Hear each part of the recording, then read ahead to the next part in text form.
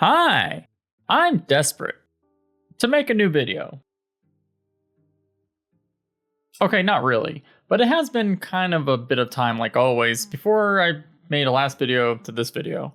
You'll sometimes notice there's these periods of time where it seems like nothing is happening, and well, that kind of takes a toll on my content because I'm constantly looking for stuff that's happening. So when things are not happening, well, here we are. But at the same time, I'm not someone who likes to make videos on stuff like I have to. I make videos on stuff that I really am passionate about and really want to share and kind of gauge an idea of what my audience and people in the industry sort of agree or disagree on. This channel's theme for the past year and a half has been the idea that hardware in terms of XR sort of enables a lot of things. Just like how phones started out as these giant bulky communication only devices, but computing and a lot of other things got much better, the hardware technologies. And phones started to get smart because of it. So these communication-only devices became, well, everyday everything devices. And I believe that VR headsets are kind of on the same path. Now I'm going to warn you, if you are not a VR and AR believer, well, first of all, I don't know how you made it to this video or channel. I mean, you should probably know by now that I'm kind of insane. This video is the concept of really the evolution of the living room, or what I believe the evolution of a living room will be. It's kind of actually an extinction of the living room the more I think about it. I spend way too much on Twitter for some reason, and really there was this one video that was kind of reposted. It was from apparently Oculus Connect tested, but I didn't really see it until now.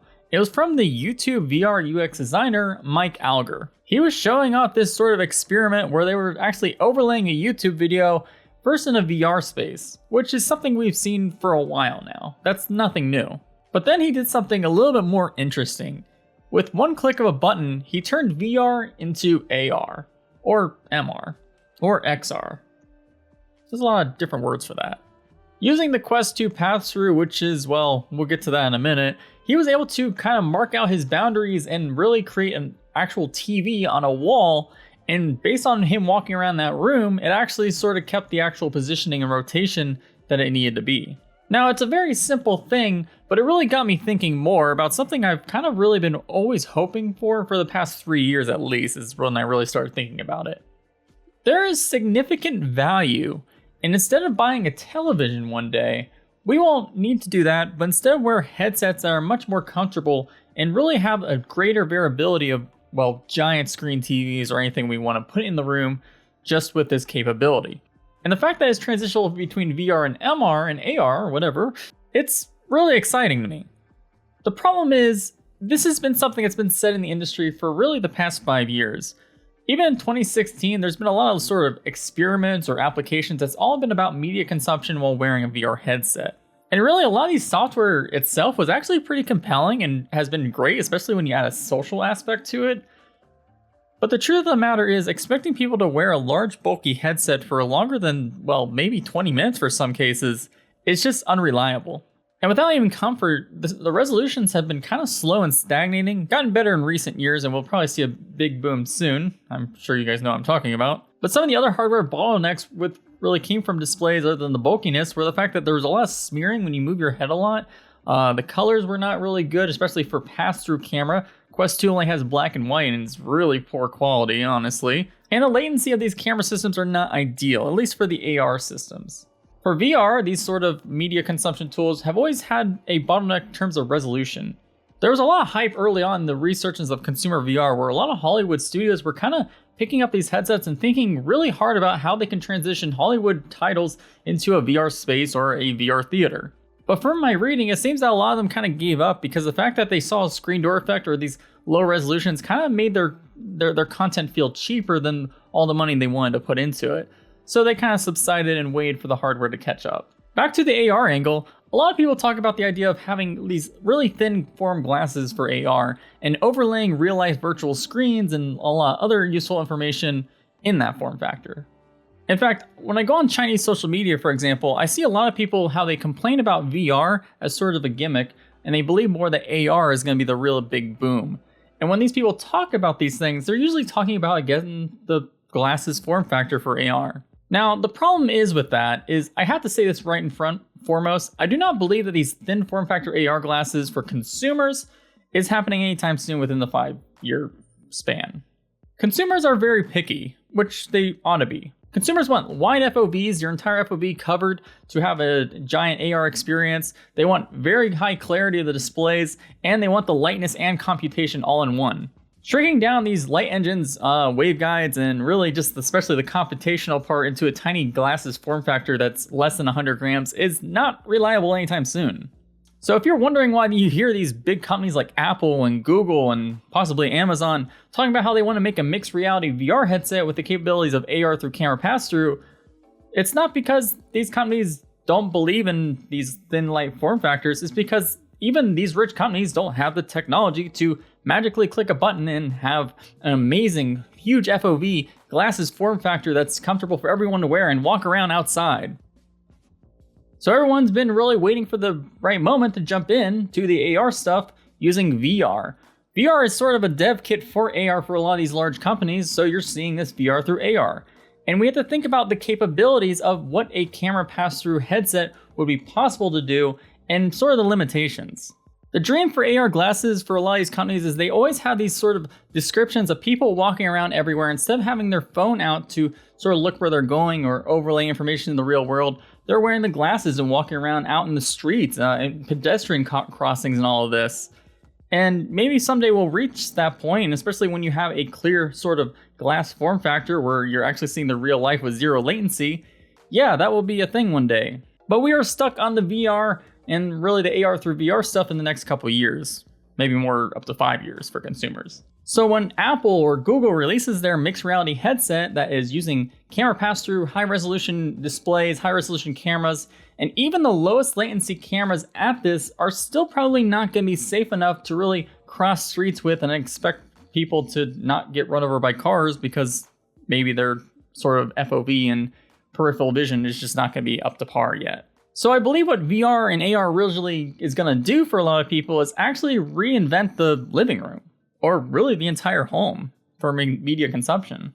So I'm going to say the thing that is going to alarm a lot of people or make me seem like I'm crazy, but I believe with MR and AR and VR, I believe the TV is dying. Now, of course, the TV still has a long-term goal ahead, and there's always going to be people that prefer TVs. But the more I think about how these high-resolution headsets are going to be able to be capable of more sort of all-in-one capabilities than a TV can do, I just don't see why people would want to recreate giant screen TVs that are really expensive with all the newest technologies to get the best colors, best speaker systems, and really best everything for a TV when you can just wear a headset with all these features. And we're going to get more into those features of what's possible compared to a regular TV living room in a second. Really, the one big thing that TVs will always have over MR headsets is kind of the fact that social awareness will always be better without a headset on and with a TV in a living room than without. That might sound like a pretty big deal breaker, but the more I think about it, I feel like society has really changed to the point where, I don't know about you guys, but for me, I haven't purchased a TV in probably 10 years. In fact, the only TV I got was out of my old garage. It's an old LCD cheap display that was probably like $200 during a Black Friday sale. And the only reason I got that was to try maybe one day worth of PS5 gaming when I bought that to prepare for whenever PSVR 2 came out. And I set it up in my bedroom, and I was laying on my bed because I felt like that would have been the most comfortable situation to play a TV top game thing. And the TV size was small. And, you know, it was far away because I'm laying in my bed, and that was kind of just the way the room layout was. And because it was a cheaper TV from back in the day, the quality wasn't good. I mean, it was like 720p or something. So then I started looking into like sort of the high-end TVs, and really there were a lot of trade-offs you had to make if you wanted to get a $200 TV at good quality.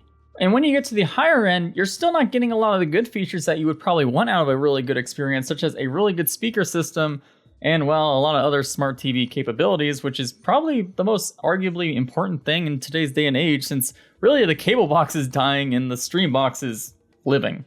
And going through all that process of where I had this really high-powered console, the PS5, and then this low-powered TV with really crappy speakers and crappy visuals, I realized, TVs kind of suck. At least for me. So yeah, the social awareness factor will always be beneficial if you have a large TV and you have the space. That's another big thing. I live in America, so houses are normally larger, actual areas and room sizes are larger, so I can put a big TV. But let's say you live in an eastern country like Korea or China, where a lot of people live in apartments or flats where they don't have a lot of space or really anywhere to put a giant screen TV for that social aspect. And I'm sure most cases than not, most people even in these countries don't really invest too much into TVs, maybe? I mean, I'm sure they do, but I think most people are switching to watching stuff on iPads or phones anyway. Now, this is where social awareness can actually be more beneficial though with an AR, VR, MR headset than not. Obviously, we're getting past the time where COVID has hit the world pretty strong. It's still lingering and there's constantly new variants, so people are constantly being reminded that, hey, there is some sort of issues with being a very social animal. But I think due to part of COVID, people are thinking more about sort of online presence and talking to each other.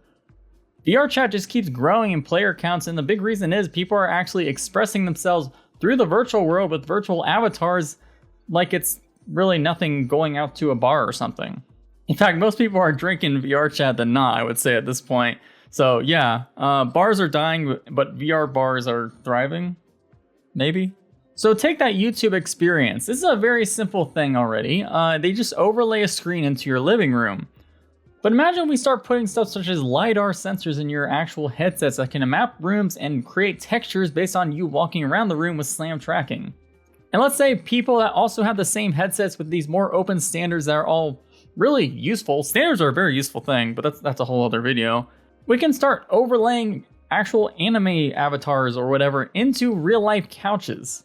You upload your LiDAR scanned room up to the cloud, and then people will be able to visit you and see your sort of setup and how you actually arrange all your digital screens and digital memorabilia all around you in this MR space, or VR space if you want. You get up in your AR full color pass-through stuff, you walk to your fridge, and your virtual friends can sort of walk their avatar with you to see what you're looking at in a fridge or something. I don't know, it's a little more crazy, but there's a lot of sort of interesting social aspects that you can do with AR, VR headsets if you actually have a full LiDAR scan system or very high resolution AR pass-through stuff than you can currently right now with the real life sort of living room. Maybe you can invite some people to your bedroom even for stuff. I don't know, I just think people need to think about this stuff more often.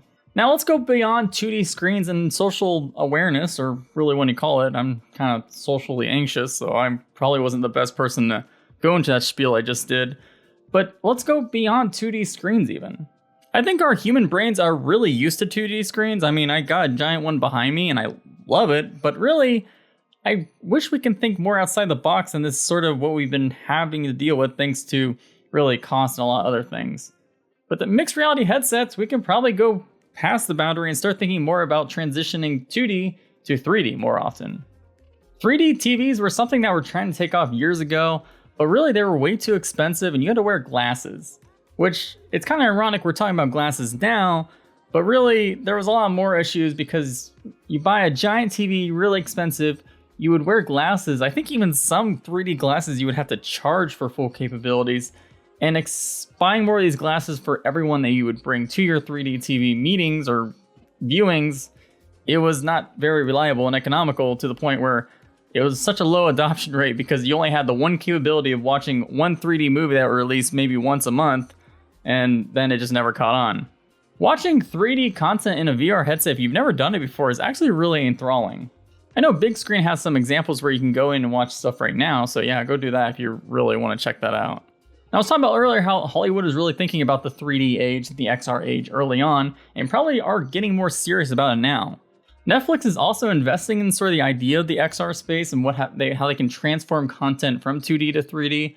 And right now we're talking about 2D screens, but I believe there will be a time where actual content will be pushed sort of in this actual VR 360 degree with some interactive elements. You think remasters are annoying? Well, imagine they start remastering entire movies, but for a VR scene. Imagine you are on the Titanic. They remastered Titanic for XR with Hollywood budgets, and you are literally there drowning, and they have face haptics of you just dying. That would be pretty immersive. And let's talk about gaming for a little bit. VR up to this point has been an early adopter's tool for VR gamers to play VR games. I've been saying this a lot, but I still believe that the reason why every sort of VR device up to this point has been focused on VR gaming is the fact that, well, early adopters tend to be gamers. Gamers are willing to put up with a lot of crap to really get a really enrichful experience compared to most consumers. And while the focus has obviously been on the VR content, rightfully so because 60OF VR stuff is amazing, I think there's been sort of a disconnect with the idea of using headsets for 2D flat gaming. Now, I know some people like to transition 2D flat gaming into VR games with using like something like WebXR or a lot of mods, and that's great too, don't get me wrong. But going back to the variability of being able to control a screen size up to any size you want and even curving it really is a cool idea. In fact, this is not even something new. When SteamVR launched in 2016 officially to the public, they had a theater mode really designed so you could play your Steam games in VR with a variable size window and all this other cool lighting effects, which were cool back then, but really there's some even more amazing stuff done in that sort of idea of having really immersive lighting based on what's on the screen. I think VR chat, I'm showing off something here of something that really would blow your mind if you were just sitting in friends in like a virtual theater with the lighting just perfectly almost realistic how it would be in a professional theater. But that SteamVR theater had a lot of problems. Obviously hardware, again, no one wants to really wear a giant heavy headset low resolution to play their games when they can just use a mod or TV. But also latency has been a huge issue for a lot of display types that have been used in VR. But even with the small functionality of the SteamVR theater, being able to change your window from square to curved, changing the size, recentering the window, those very small tasks with just moving your head is really enthralling to me. And if we were able to break this down into a more high quality experience with less latency and removing all the issues, well, I would think that a VR library would be more than the VR games, and people would start thinking about a VR library as sort of whatever their headset can run. Obviously, I talk about a lot of the Valve Deckard VR headset that they're working on, and I believe that's very related to the Steam Deck in terms of what it's using to actually run the actual compute unit system.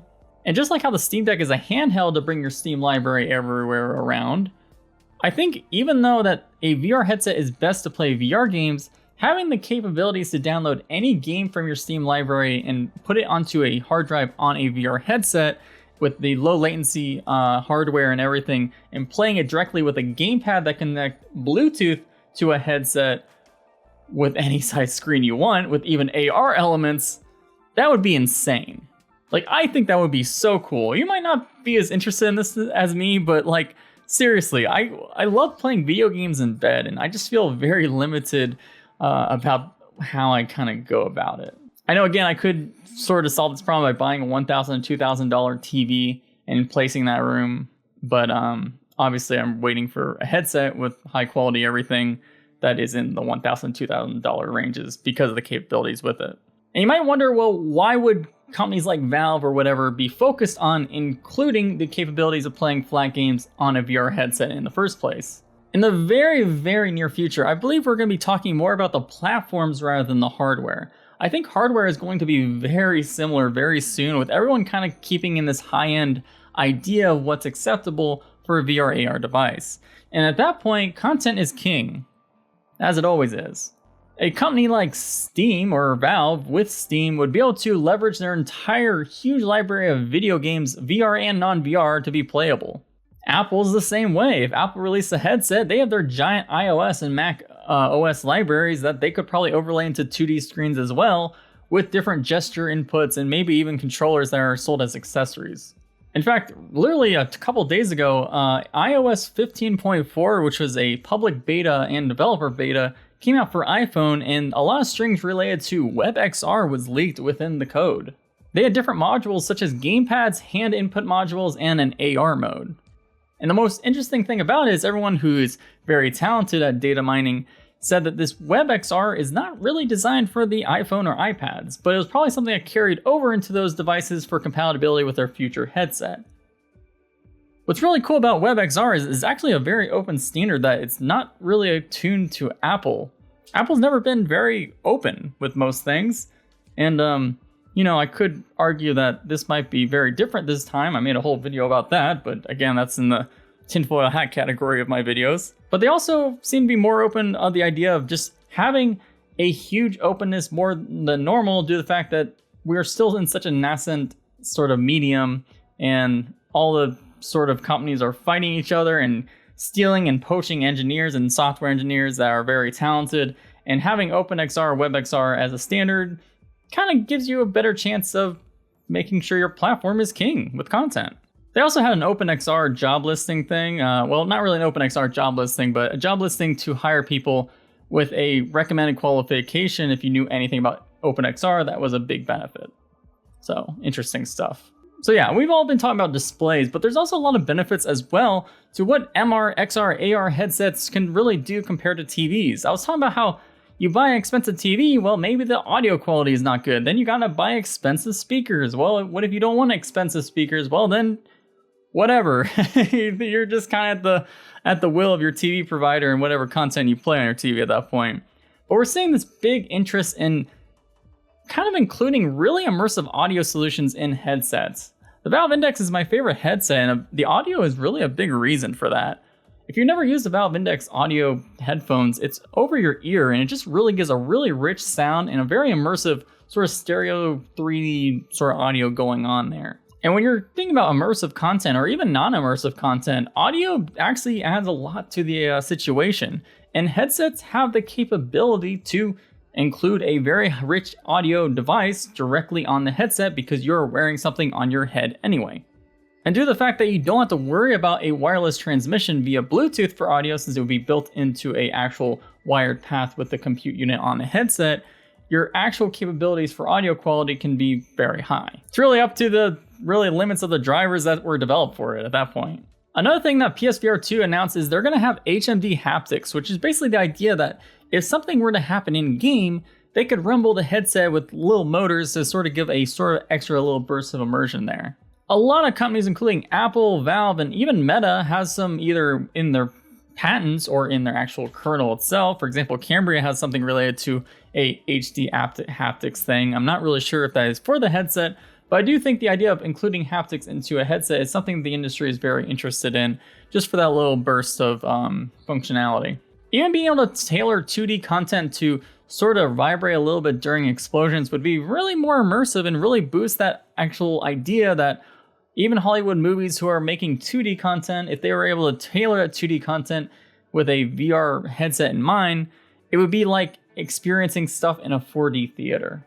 So yeah, you can do a lot of really immersive things with headsets that you can't. But that also includes advertisements. Now, I'm all over the place when it comes to ads, obviously. I don't like the idea of a headset that takes over your entire peripheral, and then during what would be a YouTube ad, they just plaster in your face where you can't see anything else. That idea horrifies me.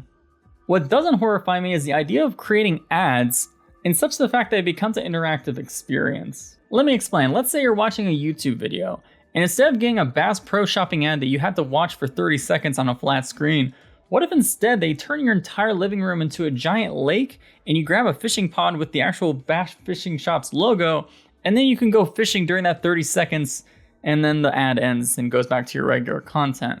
Stuff like that would be incredibly immersive and a lot more enthralling because, let's be honest, ads are going to take over XR.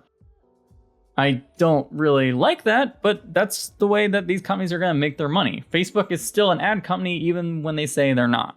So really, all this video, I just want to say the idea, let's start thinking about now the capabilities of AR, VR, MR for really changing the way we live and consume content, because I really do believe it will change the way we consume normal content even.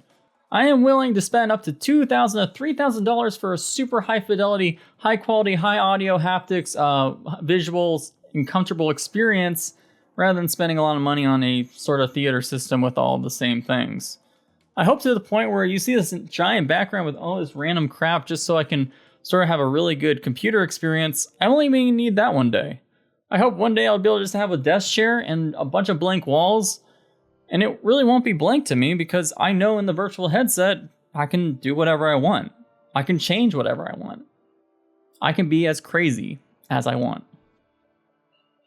Anyway, thanks for watching this really weird rant, blog post, vlog. I don't really know what to call this, but it was something I really wanted to express my opinions on. And I think hardware is just one of those things that enables so many different capabilities in the way we live. Just like how radio was replaced with TVs, I believe that XR will replace TVs. Yeah. Bye.